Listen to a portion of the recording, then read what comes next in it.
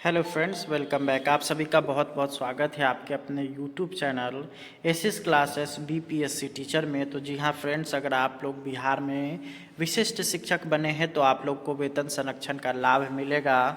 और जिससे जो वेतन संरक्षण का लाभ मिलने से आप लोगों का मूल वेतन यानी कि बेसिक पे में बढ़ोतरी होगा।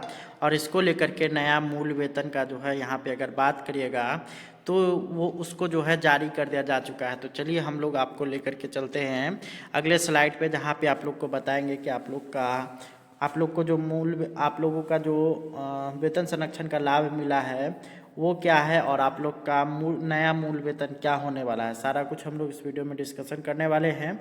तो चलिए शुरू कर लेते हैं इस वीडियो को। चैनल पे नए होंगे तो सब्सक्राइब करिएगा, वीडियो पसंद आए तो लाइक शेयर करिएगा। चलिए हम लोग आ चुके हैं विशिष्ट शिक्षक नियमावली 2023 में, और यहाँ पे आप लोग को बताएंगे कि इसमें आप लोग को वेतन संरक्षण का लाभ जो है उसमें स्पष्ट तौर पर बताया गया, और साथ ही साथ इसी में आप लोग का नया मूल वेतन भी बताया गया। तो चलिए उसको हम लोग देखते हैं। इसके 8वें पैराग्राफ को अगर देखिएगा तो 8वां पैराग्राफ वेतन से संबंधित है। इसका 8.1 देखिएगा तो यहाँ पर आप लोग देख सकते हैं, इसी में आप लोग को बता रहा है कि आप लोग को पे प्रोटेक्शन मिलेगा। यहाँ पे आप लोग देखिएगा, विशिष्ट शिक्षक स्थानीय निकाय नियमावली 2020 के तहत उन्हें प्रदान किए गए पूर्ण वेतन संरक्षण यानी कि पे प्रोटेक्शन प्राप्त करेंगे। दूसरा है, इसके अलावा इस नियमावली के प्रभावी होने पर उनका वेतन फिटमेंट मैट्रिक्स के अनुसार देय होगा। अन्य भत्ते राज्य सरकार की प्रचलित दरों के अनुसार महंगाई भत्ता, मकान किराए भत्ता, चिकित्सा भत्ता और शहरी परिवहन भत्ता सहित जो है शामिल है। फिटमेंट मैट्रिक्स अनुलग्नक क के अनुसार होगा। फिटमेंट मैट्रिक्स इस नियमावली के अनुसार विशिष्ट शिक्षकों के नियुक्ति को इंगित करेगा। तो चलिए हम लोग आपको दिखाते हैं क्या आप लोग का नया मूल वेतन होने वाला है, उसमें क्या जानकारी दी गई है, एक एक करके हम लोग बताएंगे।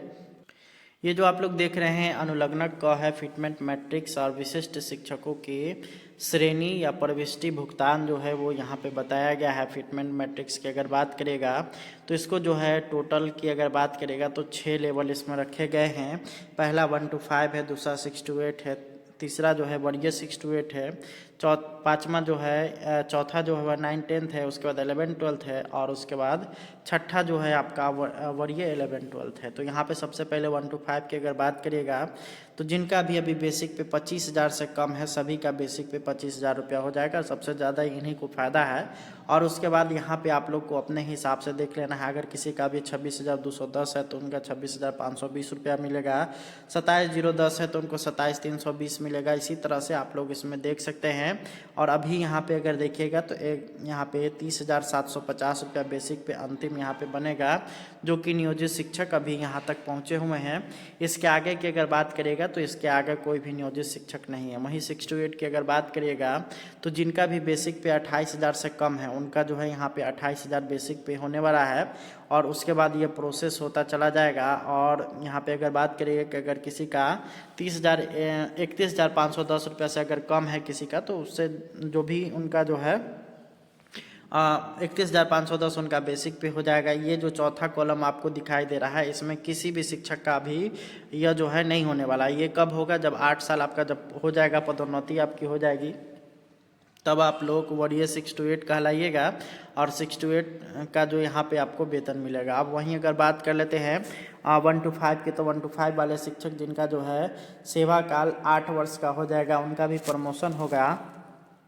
और उनके सामने सामने अगर मान लीजिए कि 8 वर्ष बाद आप जो है यहाँ पहुँचते हैं 36,710, तो उनका जैसे ही प्रमोशन होगा तो 41,120 रुपया यहाँ पे उनका बेसिक पे देखने को मिलेगा। ये यहाँ पर आप लोग देख सकते हैं, ये अंतर आप लोग को आगे चल करके देखने को मिलने वाला है। ये आप लोगों के लिए महत्वपूर्ण चीज़ है।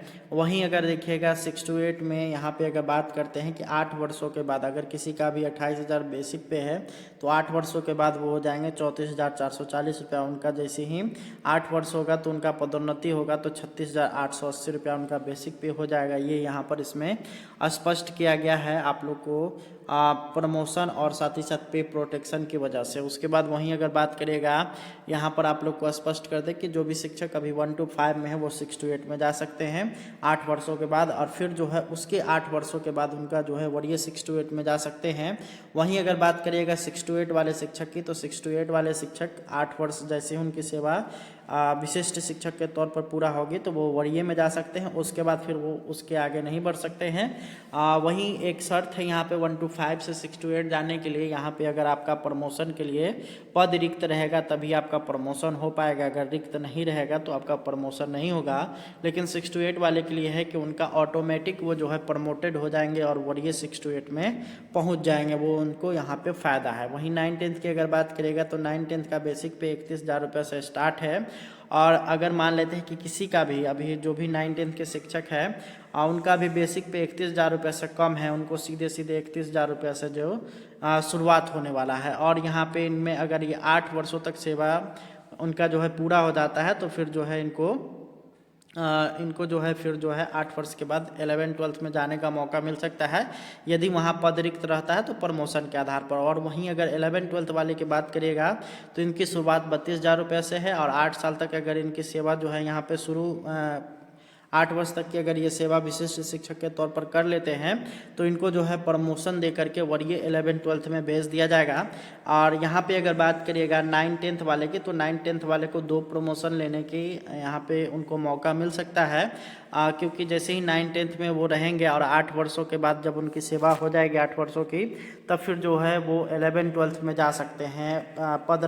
उनके पास जो है शैक्षणिक योग्यता होनी चाहिए MA और BEd, और साथ ही साथ उनका जो है साथ ही साथ पद जो है रिक्त होना चाहिए, तब जो है वो 11-12 में चले जाएंगे।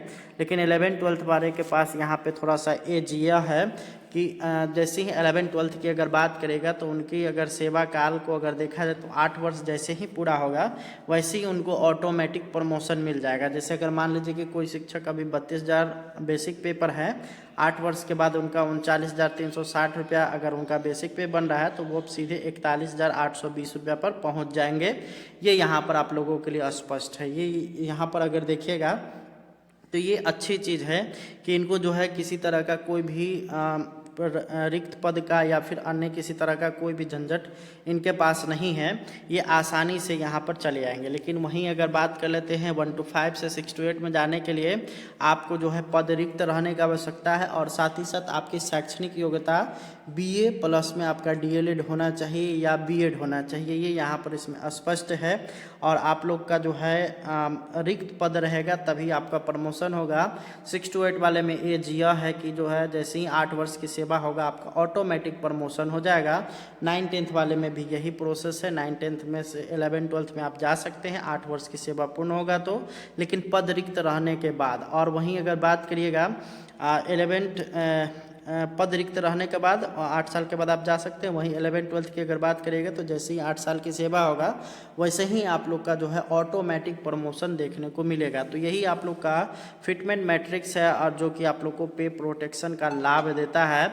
और ये पे प्रोटेक्शन आप लोग का अगर बात करिएगा तो आप लोगों को वेतन में वृद्धि करने का ये जो है काम करेगा। तो ये आप लोगों के लिए डिटेल्स में सारा चीज़ था जिसको मैंने आप लोगों के बीच शेयर किया। अगर आप लोग चैनल पर नए होंगे तो सब्सक्राइब करिएगा, और आपको वीडियो पसंद आए तो ज़्यादा से ज़्यादा लाइक शेयर करिएगा ताकि अन्य विशिष्ट शिक्षकों के पास यह सूचना पहुंच जाए। धन्यवाद, थैंक्स फॉर वॉचिंग। मिलते हैं नेक्स्ट वीडियो में।